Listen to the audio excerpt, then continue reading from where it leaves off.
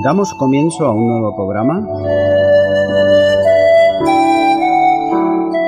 Servidores de Dios.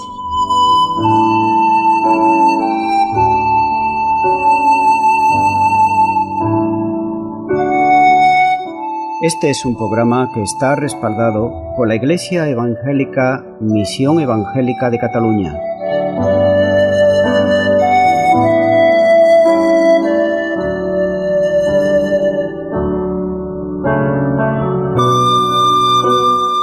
Estamos situados en la ciudad de Sabadell, en la avenida Matadepera 239.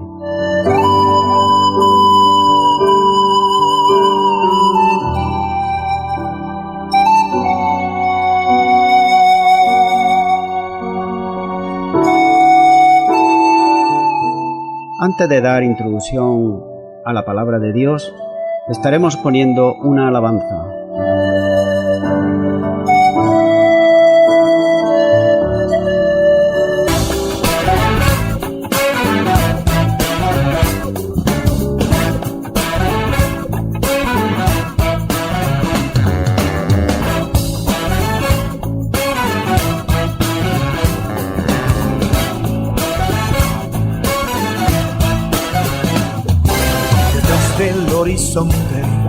Arriba en la montaña, por donde sea que vaya, este amor me acompaña. La luz que hay en lo alto me enseña el camino, está en mi pensamiento y me marca el destino. Te veo por los campos, en todos los lugares. En las montañas y te oigo en los mares. Tú eres mi escudo, contigo estoy seguro, y esta fe me lleva hacia ti.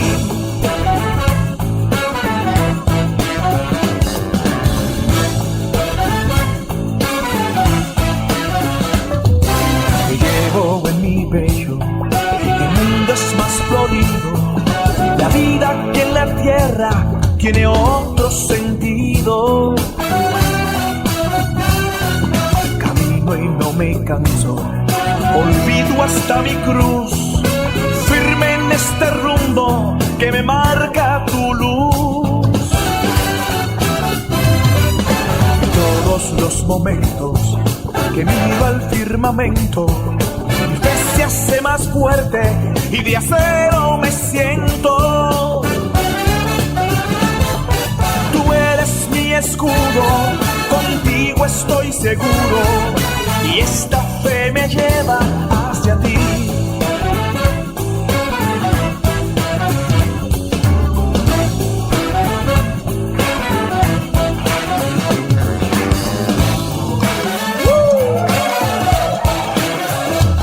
Esta fe me lleva hacia ti.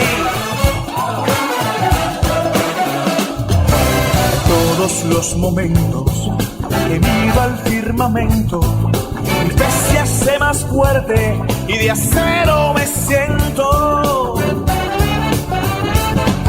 Tú eres mi escudo, contigo estoy seguro, y esta fe me lleva hacia ti.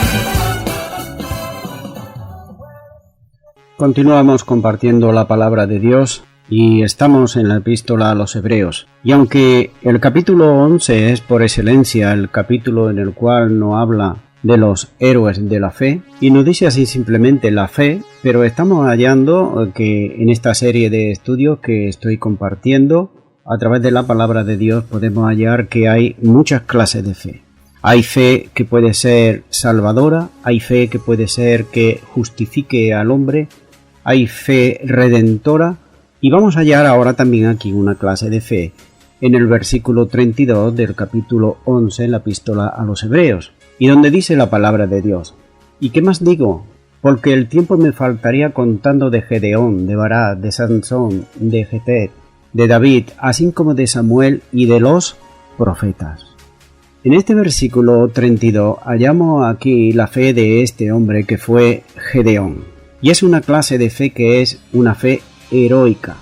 Naturalmente no voy a estar compartiendo las pruebas, las cosas que hizo, sino que me voy a estar ciñendo lo que es la fe de Gedeón, lo que le movió, por qué está aquí en el Nuevo Testamento este hombre del Antiguo Testamento que hace miles de años existió y sin embargo ha quedado registrado aquí en la palabra de Dios. La introducción al versículo es una interrogante que hemos estado leyendo, donde dice el autor, el escritor que está escribiendo la epístola a los hebreos, ¿y qué más digo? El escritor seleccionó anteriormente algunos ejemplos de la fe y ahora va a añadir algunos más, pero solo será una pequeña muestra de lo mucho que podría añadirle a lo largo de toda la historia. Y es que a lo largo de toda la historia en la Biblia, fíjate que solamente en la Biblia, no digamos ya desde hace 2000 años hacia acá, la cantidad de hombres y mujeres, si se le añadiera, que han dado su vida. Y me viene ahora a la memoria, por ejemplo, aquellos que han sido perseguidos en el Imperio Romano, aquellos que lo echaban a las fieras en el circo, aquellos que también en la Inquisición eran quemados por no negar a Cristo, por tener una Biblia, y así podríamos enumerar multitud y multitud de hombres y mujeres que dieron su vida y la dieron porque creyeron realmente en el Hijo de Dios, en Jesucristo como Señor y Salvador. Recordemos siempre, como la Biblia nos lo muestra bien claro, que Jesús es Dios, y Él es el que desde el principio en su corazón siempre tiene un propósito, y es que las almas sean salvas. Y es siempre la consonante, es siempre el propósito de quien te está hablando también, es que las almas, a través de la palabra de Dios, puedan ser salvas en este día y en cualquier otra ocasión. En primer lugar, vemos que cita aquí es Gedeón. En ese tiempo, en el tiempo en que le tocó vivir a Gedeón, era un tiempo para Israel que se había apartado de Dios. Se había apartado siguiendo a los dioses de Canaán, viviendo ellos según sus propios intereses y viviendo también según su propia justicia, y totalmente quebrantando la voluntad divina, y es que por ese motivo eran que tenían muchísimos problemas, muchísimas dificultades. Ellos tenían tribulaciones e incluso muerte de parte de sus enemigos. Nos dice también la palabra de Dios en Jueces 6, 1 y 2, y ahí nos lo muestra bien claro cómo los hijos de Israel en ese tiempo estaban amedrentados y estaban pasándolo muy mal. Dice así la palabra de Dios: los hijos de Israel hicieron lo malo ante el ojo de Jehová, y Jehová los entregó, quiero subrayar esta palabra, los entregó en manos de Madián por 7 años, y la mano de Madián prevaleció contra Israel, y los hijos de Israel, por causa de los madianitas, se hicieron cuevas en los montes y cavernas y lugares fortificados. Quiero hacer notar otra vez esa palabra que dice: y Jehová lo entregó en manos de los madianitas por 7 años. Nótese cómo es Dios el que pone el tiempo. Hasta aquí va a llegar esta tribulación, hasta aquí va a llegar este momento en el cual lo vaya a estar pasando mal. Dios había entregado, volvemos otra vez a la palabra subrayada, entregado a su pueblo en manos de los madianitas, pero ¿quién eran los madianitas? ¿Quién eran estas personas? Nos dice a nosotros la palabra de Dios en Génesis capítulo 25 y versículo del 1 y 2 y luego el versículo 6. Está hablando aquí de Abraham, y estos madianitas eran descendientes de Abraham. Dice así la palabra: Abraham tomó otra mujer cuyo nombre era Cétura, la cual le dio a luz Cirrán, Josán, Medán, Madián, ahí el nombre Madián, Isbat y Súa. Y el versículo 6 dice: pero a los hijos de sus concubinas dio Abraham dones y lo envió lejos de Isaac su hijo, mientras él vivía hacia el oriente y a la tierra de oriente. Así que hallamos aquí ya en primer lugar que estos madianitas eran nada más y nada menos, se pueden decir que eran hermanos de los israelitas, porque eran descendientes también de Abraham, igual que ellos los israelitas. Vemos que ese pueblo, los madianitas, procedían de uno de los hijos, como he dicho antes, de Abraham, que tuvo con la concubina Cétura, concretamente Madián. Fue Abraham quien los alejó de Isaac, dándole a cada uno de ellos dones, o se puede decir que lo que le dio provisión, le dio para que no le faltara nada en la tierra. Le dio dones, son regalos, cosas necesarias. Y ellos se instalaron en lugares desérticos, fronterizos, desde Moab hasta más allá de Edom. Eran habitantes del desierto y relacionados también con los ismaelitas. Y también notamos que cuando José fue vendido por su hermano, era, por ejemplo, una de las caravanas que pasaban por allí, eran ellos nómadas, eran de Moab, los madianitas. Era tal la situación que tenían en este momento los israelitas que ellos se vieron obligados a huir a las montañas y habitar en cuevas y hacerse lugares fortalecidos, es decir, fortaleza. Eran casas que se puede decir que eran fortalezas. Y esto tuvo dos consecuencias. Israel pasaba hambre y se aprovechaba, mientras que Madián se enriquecía. Es decir, ellos se estaban pasando hambre y se estaban emproveciendo, eran pobres, no tenían provisión ninguna, mientras que Madián, es decir, los enemigos suyos naturales, que como te he dicho antes eran hermanos, sin embargo estos se estaban enriqueciendo. Y hay aquí un pensamiento, una reflexión para nuestras vidas. Esto nos muestra que cuando una nación o una persona decide voluntariamente, sin coacción ninguna, sino que la persona o la nación lo hace libremente, ignorar a Dios. Y no solo eso, sino que también transgredir la ley de Dios, es entonces cuando Dios aparta su mano protectora de esa nación o de esa persona. Y los resultados pueden ser terribles, los resultados pueden ser desastrosos, como le estaba pasando en este caso a la nación de Israel. Que es cierto que Dios tuvo su mano sobre ellos, pero mientras Dios tenía su mano sobre ellos, nadie les podía tocar, había mucho enemigo alrededor, pero ninguno de ellos podía tocarle porque era la protección de Dios. Y si nadie les podía tocar es porque ellos estaban haciendo la voluntad de Dios. Ante esta situación Dios levanta un hombre, como siempre hacía. El libro de Jueces es el libro que unas veces estaban bien con Dios, el pueblo de Israel, caminaban, hacían la voluntad de Dios, adoraban a Dios, pero había otras veces que de golpe y porrazo pues se volvían a los dioses ajenos, se volvían a hacer su propia justicia, menospreciando al débil, menospreciando también al huérfano, a las viudas, etc. Y es entonces cuando Dios mandaba un profeta o un libertador. En este caso era aquí a Gedeón. Y note que Gedeón, en casa de su padre, precisamente, no se servía ni adoraba al Dios de Israel.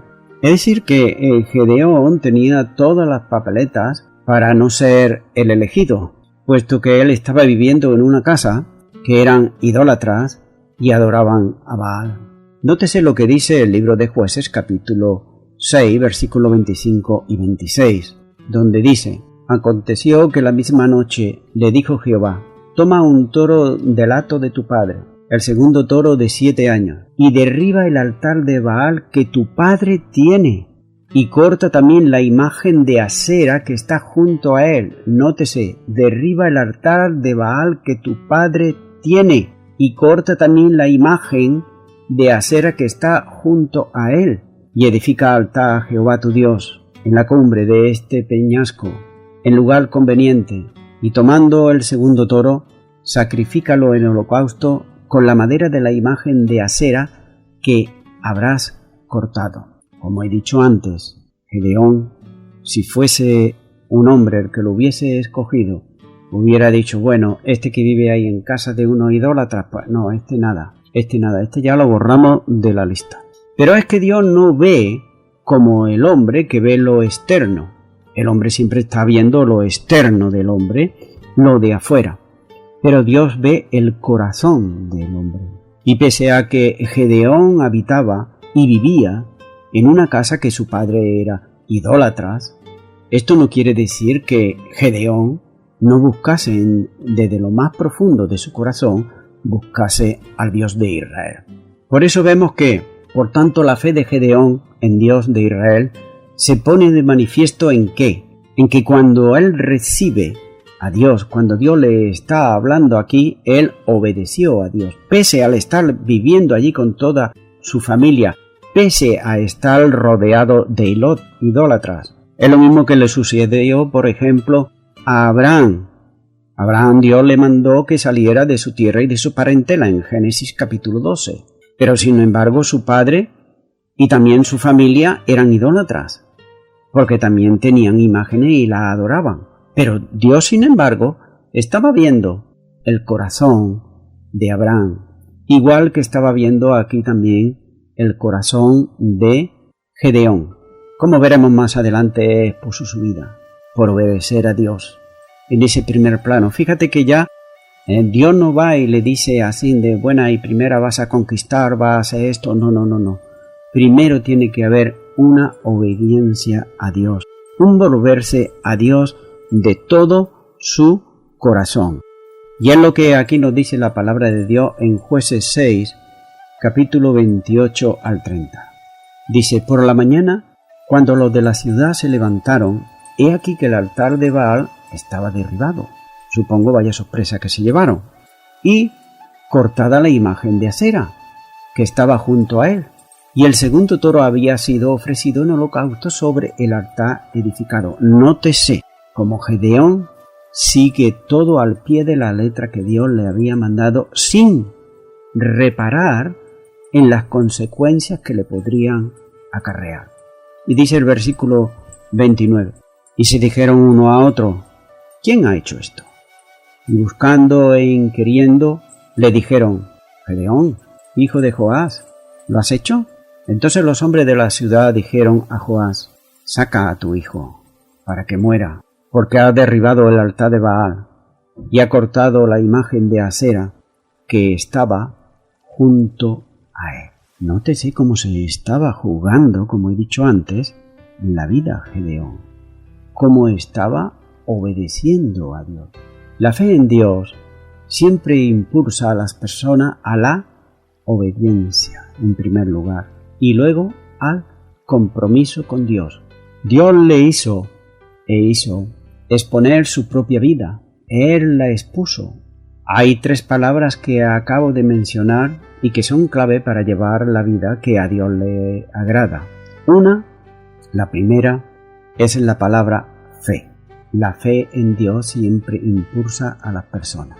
Sí, la fe en Dios siempre impulsa a cualquier hombre o cualquier mujer, pero vuelvo a recordar, y quizá aunque lo haya dicho algunas veces, vuelvo a decirlo otra vez, todas las personas tienen fe. Tienen fe en el trabajo, tienen fe en la empresa, en la esposa, en la familia, todos tienen fe en algo. Y si se le pregunta a una persona, ¿tú crees en Dios? Todos creen en Dios. Pero tener fe en Dios significa hacer su voluntad, creerle a Dios, creer lo que Dios dice en su palabra, no lo que me han contado, no lo que me han dicho. No, eso no. Esa no es la clase de fe que a Dios le agrada. En Hebreos 11:6 nos dice la palabra de Dios que sin fe es imposible agradar a Dios. ¿Pero qué clase de fe? La fe obediente. Por eso el segundo punto que te he dicho, la primera ha sido fe. Fe en su palabra y obediencia, la segunda. ¿Obediencia en qué? El mismo Señor Jesús le dijo a sus discípulos en Juan 15:14, vosotros sois mis amigos si hacéis lo que yo os mando. Nótese aquí cómo es una obediencia. Dios requiere de nuestras vidas no solamente fe, sino que también requiere obediencia, como en este caso le estaba sucediendo también a Gedeón. Y el tercer punto es compromiso, un compromiso serio con el Señor. En Romanos 16 hallamos solamente una muestra. Todo el capítulo de Romanos 16 hallamos esa pequeña muestra de personas, de hombres y mujeres, que realmente estuvieron comprometidas con el Señor Jesús. Hombres y mujeres que expusieron su vida, por ejemplo, en una mujer en llevar la carta a los romanos, en llevarla de un lado para otro, a Roma. Vemos que hay hombres y mujeres que también hospedaron precisamente a personas que estaban siendo perseguidas de muerte, se estaban jugando la vida. Así que la fe requiere en primer lugar obediencia a Dios, como es el caso de Gedeón, y también compromiso. Hoy en día, desgraciadamente, lo que más abunda en muchos lugares, en muchos sitios que se llaman cristianos, e incluso se reúnen y se llaman iglesia, es falta de compromiso con Jesucristo. Sí, se pueden reunir un día o un fin de semana para ir al campo, tal vez a pescar, a jugar al fútbol, a comer, a hacer la comida al campo, a pasar un día. Para eso no hay problema ninguno. Pero cuando hay, y se llama para oración, para ayuno, para salir a evangelizar, parece que no tengan oídos, que no oigan. Esto es falta de compromiso. Aquí hallamos entonces que se carece de fe. ¿Por qué? Porque no se obedece a la palabra de Dios y no hay un compromiso serio. Es más, cuando hay algo que comprometerse para hacer algo, todos suelen tener bonitas excusas, cada uno de ellos, igual que le dijeron al Señor Jesús: déjame que primeramente vaya y entierre a mi padre.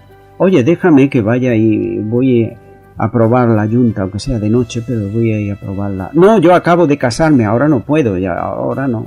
Son excusas, son cosas, son falta de compromiso. Pero vemos que la fe genuina, hallamos que esa fe es seguida de obediencia y también de compromiso, como era el caso de Gedeón, como era el caso de Abraham, de Moisés, de todos los que anteriormente hemos ido mencionando. Es por eso que está registrado aquí en la epístola a los Hebreos. La fe de Gedeón le lleva a la dependencia total de Dios para librar una batalla contra los enemigos que asolaban a Israel. Es decir, él dependía totalmente de Dios. Como nos dice Jueces 7:2, y Jehová dijo a Gedeón: el pueblo que está contigo es mucho, para que yo entregue a los madianitas en su mano. No sea que se alabe Israel contra mí, diciendo: mi mano me ha salvado.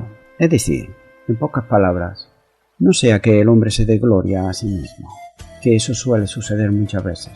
Parece ser que Israel tenía o reunió alrededor de unos 32.000 hombres, pero como podremos decir, ya son hombres de guerra, ¿verdad? 32.000. Bueno, pues este número era muy pequeño frente al ejército de Madián.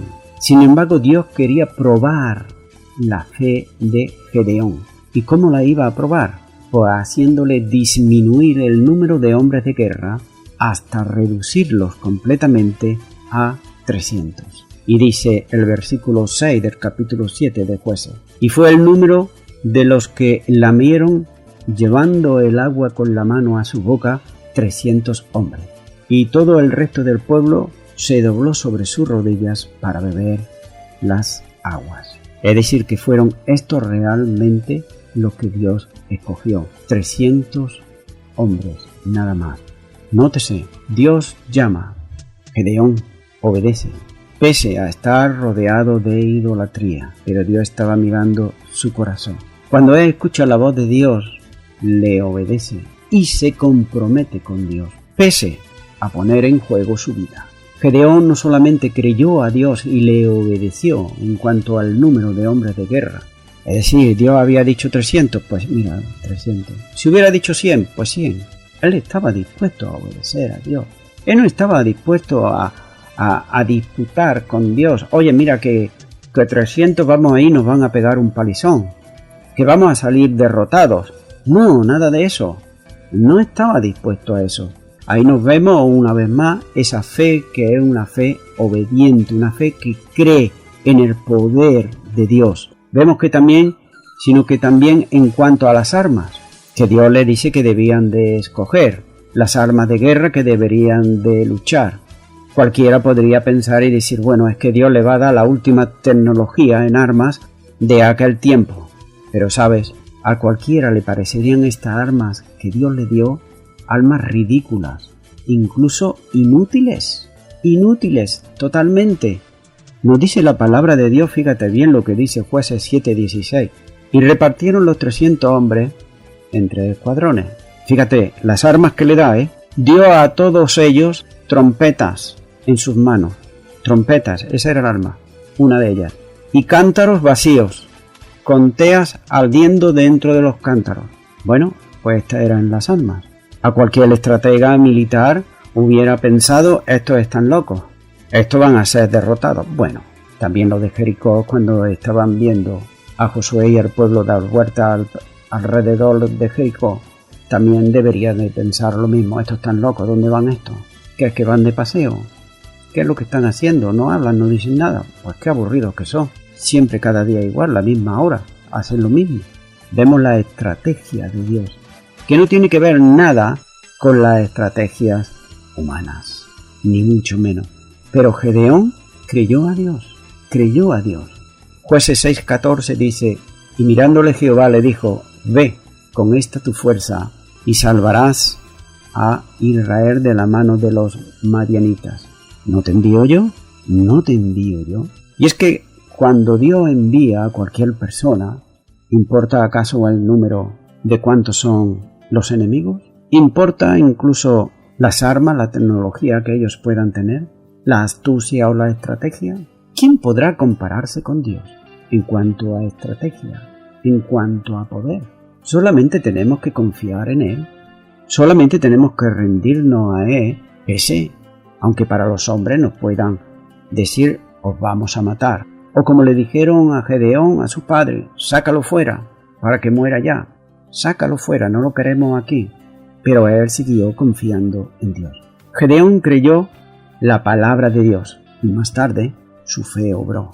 Aunque el ejército enemigo era mayor y las armas de Gedeón eran ridículas, él creyó a Dios. Solo en la provisión de Dios, la fe descansa en Dios para obtener los triunfos personales del creyente, sino los de Dios por medio de él. Por tanto, el creyente de fe es instrumento en las manos de Dios para llevar a cabo su obra. ¿Qué estoy tratando de decir con esto? Estoy tratando de decir que quizás recibimos de parte de Dios algo para hacer y Dios nos está probando ahí nuestra fe. Y Dios está viendo hasta qué punto dependemos de Él cuando recurrimos a recursos humanos. Pero mira, a Dios no le hacen falta los recursos humanos. A Dios no le hacían falta 100.000 hombres, solo 300, y le bastaba y aún sobraba. Lo que le hacía falta, hombres como Gedeón, eso es lo que le hacía falta. Y eso es lo que sigue haciendo falta también en el día de hoy. Hombres como Gedeón, que depositen su fe en Dios y sean canales en los cuales Dios pueda glorificarse y llevarse Él la gloria. Muchas veces los hombres no tienen resultado absolutamente ninguno. ¿Sabes por qué? Porque ellos no confían en Dios y porque quieren la gloria para sí. Pero ¿quién le quitará la gloria a Dios? Absolutamente nadie. Nadie podrá quitarle la gloria a Dios. Por tanto, vemos que los triunfos personales del creyente son triunfos de Dios si confiamos en Él y los conseguimos por medio de Él. Por tanto, somos instrumentos en las manos de Dios para llevar a cabo su obra. Y quiero decirte algo.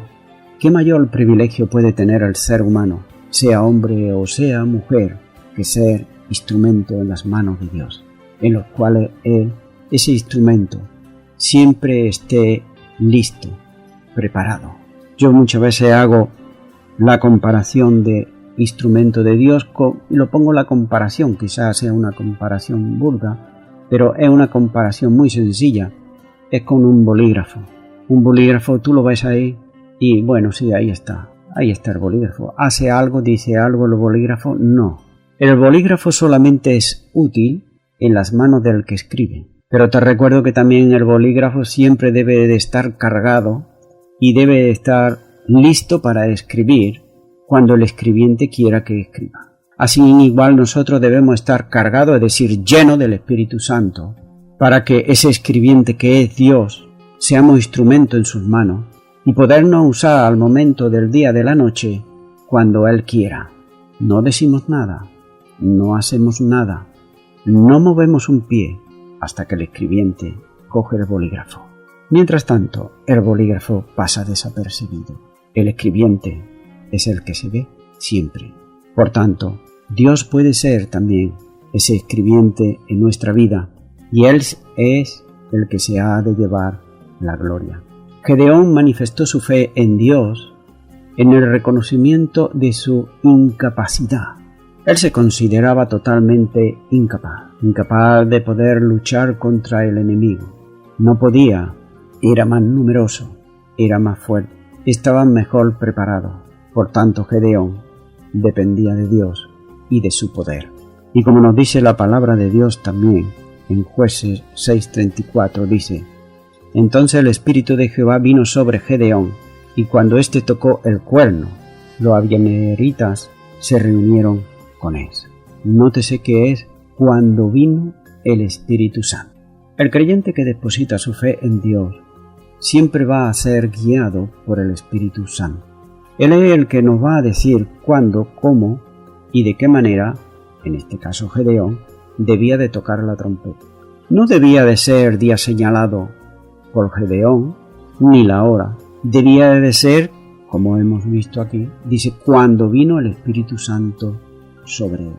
Así que, por tanto, también nosotros tenemos ahora un alto privilegio, que ya no es como el Antiguo Testamento, que de vez en cuando venía, como en este caso, el Espíritu Santo, para guiar a aquellos hombres que depositaban su fe en Dios, para guiarlo a hacer algo o cualquier cosa, sino que nosotros ahora tenemos el Espíritu Santo, estamos sellados con el Espíritu Santo, mora en nosotros, somos templo del Espíritu Santo y por tanto tenemos un mayor privilegio. Así que no tenemos excusa en decir es que no me dice nada, porque Dios siempre nos está diciendo algo. Y es su Espíritu Santo el que debe guiarnos en todo momento, cuando debemos de tocar, en este caso la trompeta, o cuando debemos de estar silenciados o callados. Sabes que hay siempre personas que les gusta hablar, hablar y hablar, decir y decir, pero hemos de ser sensibles a la voz del Espíritu Santo, porque mientras estamos hablando y hablando, no escuchamos la voz de Dios. Hay personas que incluso se ponen a orar y se ponen a predicarle al Señor. Otros se ponen a contarle toda su vida, incluso en medio de la congregación, pero pararse a escuchar la voz de Dios ya es cosa distinta. Voy concluyendo con esto. En el libro de Josué, el pueblo de Israel tenía épocas, como dije, en las cuales obedecían y adoraban a Dios, pero había otras épocas que era todo lo contrario. Ni le obedecían ni le seguían, es más, le ignoraban. Y es ahí cuando Dios, en primer lugar, levantaba a los profetas o los libertadores.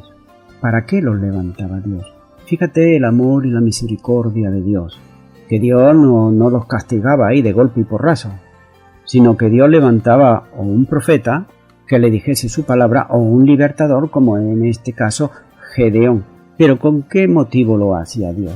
Dios lo hacía siempre para que el pueblo se arrepintiera, para que a través de estos profetas o de los libertadores, en este caso Gedeón, ellos pudieran ver el poder de Dios.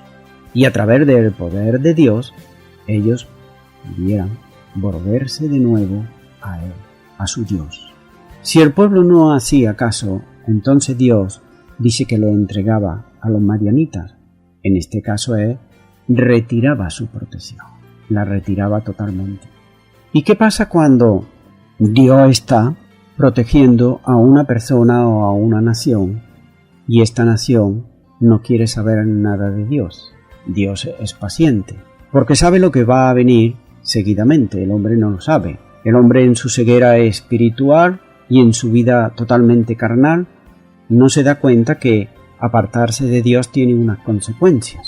Y es el enemigo que le engañaba a ellos, el enemigo que le estaba engañando a Israel, porque fue engañado, porque dejaron al Dios verdadero y se fueron detrás de dioses de madera, como hemos visto aquí, que tenían un dios Baal hecho de madera, una diosa que también tenían una imagen de Asera, es decir, todo hecho por el hombre, un engaño auténtico, pero sin embargo ellos estaban cegados completamente.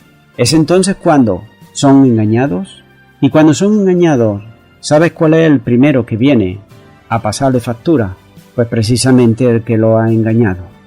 Espiritualmente Satanás, el diablo, el que engaña al hombre y a la mujer para que se aparten del Dios vivo y sirvan a dioses ajenos. La carta a los tesalonicenses, Pablo está satisfecho porque le está diciendo a la iglesia de Tesalónica que estaba contento y gozoso porque se habían convertido de los dioses paganos al Dios viviente. Y eso es lo que trata siempre Satanás de hacer. Primeramente engañar, hacerle ver al hombre y a la mujer que verdaderamente ahora van a ser libres, que verdaderamente ahora van a hacer lo que ellos quieran, que no tienen que estar sometidos a ninguna justicia, que pueden hacer su justicia, pero sin embargo luego viene el enemigo y utiliza a un pueblo para esclavizarlo, como en este caso, el caso de Israel, que se apartó de Dios y que el enemigo estaba preparado, porque el mismo que lo engañó a que dejaran al Dios de Israel, fue el mismo que lo esclavizó. Y ese miedo, esa esclavitud que ellos tenían, esa impotencia de Israel en la que le hacía que se fuesen a vivir en cuevas, que se hiciesen casas fortificadas para defenderse de los enemigos. Es más, cuando ellos llegaba el tiempo de la siega del trigo, tenían que recoger el trigo a escondidas y guardarlo, porque venían los madianitas y se lo robaban. Se lo llevaban sin pedirle consentimiento ni nada, simplemente porque eran más fuertes y se acabó. No había nada más. Vemos ahí el ejemplo. Sin embargo, hay personas que viven esclavizadas también en el día de hoy. Sí, personas que viven esclavizadas a los vicios. Y cuando digo vicios, tú puedes ahí meterle la lista. Y la lista ya sabes que son tabaco, droga, alcohol, montón de cosas que hay de vicios. Es decir, vicios es aquello que no es necesario y que te está haciendo daño. En este caso es lo que he dicho antes. Hay otros que viven esclavizados, por ejemplo, al dinero. Quiero dinero, más dinero. Sin embargo, la palabra de Dios nos dice que raíz de todos los males es el amor al dinero. Hay otros que viven esclavizados a la fama. Mira a esos artistas, mira esos equipos de fútbol que piden que sus seguidores le hagan palmas. Para ellos incluso le dice que son sus ídolos. Así mismo se definen a ellos. Y están esclavizados a ellos. Si no le hacen palmas, si no la aplauden, pues ya creen que no sirven para nada. Hay otros que viven esclavizados al sexo, otros al trabajo, etcétera, etcétera. Sin embargo, piensan esas personas que viven esclavizadas ahí, que si vienen a Cristo, no tendrán tiempo. A muchas personas cuando se les testifica del amor de Dios y lo que Cristo hizo en la cruz del Calvario para salvar su vida, dicen, bueno, sí, está bien, pero ahora no, es que no tengo tiempo. Se lo decían así como diciendo, déjame ya. Pero sin embargo, tienen tiempo para vivir en los vicios, para estar esclavizado al dinero, a la fama, trabajo, a lo que sea, al deporte, a vivir una vida de lujuria. Para eso sí que tienen tiempo. Y eso precisamente son unos días que van a estar aquí en la tierra. Pero en cuanto a preocuparse sobre la eternidad, no tienen tiempo. ¿Por qué? Porque ellos viven esclavizados también, como estaba en ese caso Israel. Viven esclavizados. Tienen tiempo para lo anteriormente dicho y desean salir de esas cosas, pero ellos no pueden. Pero sin embargo, a ti, amigo y amiga que me estás escuchando, sea la mañana, la tarde, la noche, no sé qué hora será, pero quiero decirte algo. La palabra de Dios dice que si tú estás en esta situación, esclavizado, esclavizada, quizás a los vicios, quizás al dinero, la fama, el trabajo, lo que sea, tú lo sabes bien. Aquello que sabes que te está causando daño, aquello que tú no puedes liberarte por sí mismo, por sí misma. Tú no puedes hacerlo, tú ya lo has intentado Mira el caso que he estado hablando de Gedeón. Entendió y vio su incapacidad, que no podía deshacerse del enemigo que lo esclavizaba, y solamente lo reconoció delante. Y es eso lo que tú debes de hacer en el día de hoy también. Reconocer tu incapacidad para ser libre de la esclavitud. Sí, esa esclavitud que te tiene ahí, tal vez sea, como he dicho antes, los vicios o cualquier otra cosa. El Evangelio de Juan, capítulo 8 y versículo 36 dice: así que si el Hijo os libertare, seréis verdaderamente libres. Seréis verdaderamente libres.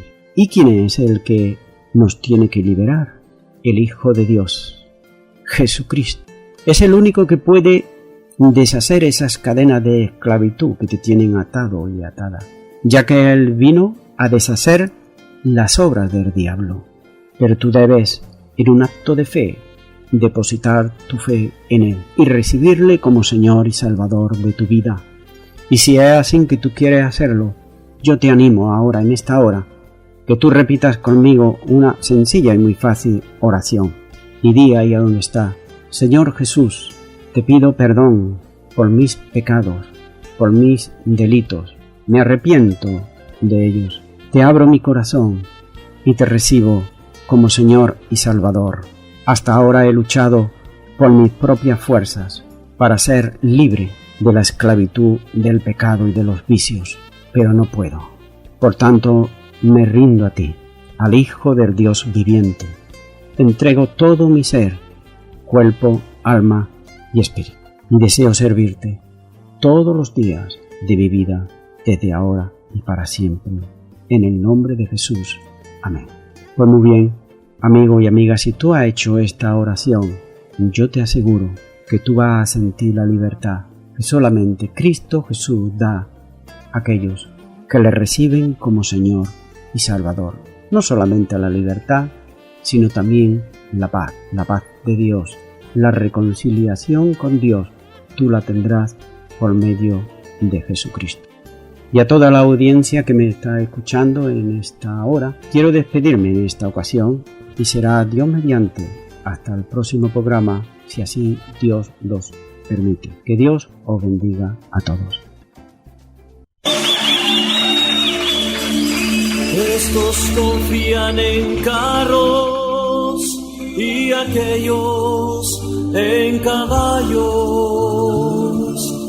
Estos confían en carros y aquellos en caballos. Confiamos en Jehová, nuestro Dios es Rey.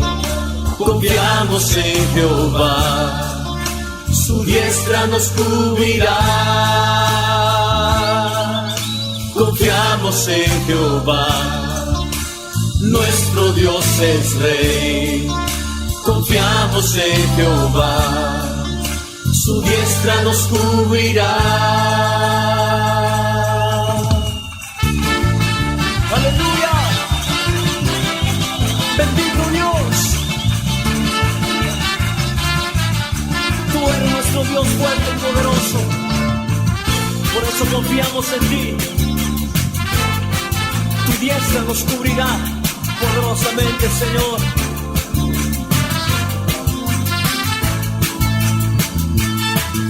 Ahora conozco que Jehová salva a su pueblo con poder. Nos oirá desde los cielos y su diestra nos cubrirá.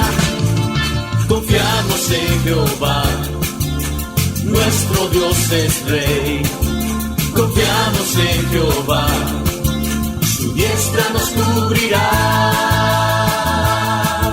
Confiamos en Jehová, nuestro Dios es Rey. Dilo. Confiamos en Jehová, su diestra nos cubrirá.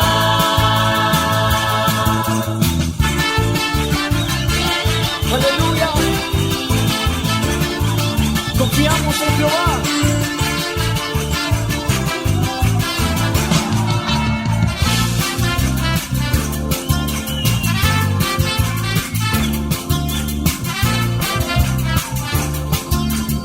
nombre, Señor. Canta una vez más. Estos confían en carros y aquellos en caballos. Estos confían en carros y aquellos en caballos. Mas nosotros confiamos en Jehová. Nuestro Dios es Rey. Confiamos en Jehová. Su diestra nos cubrirá. Confiamos en Jehová. Nuestro Dios es Rey. Confiamos en Jehová. Su diestra nos cubrirá. Él es grande. Él es fuerte, nuestro Dios.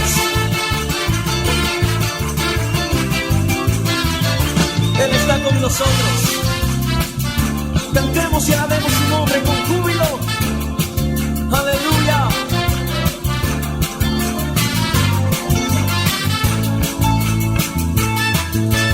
Estos confían en carros y aquellos en caballos. Estos confían en carros y aquellos en caballos. Confiamos en Jehová. Nuestro Dios es Rey.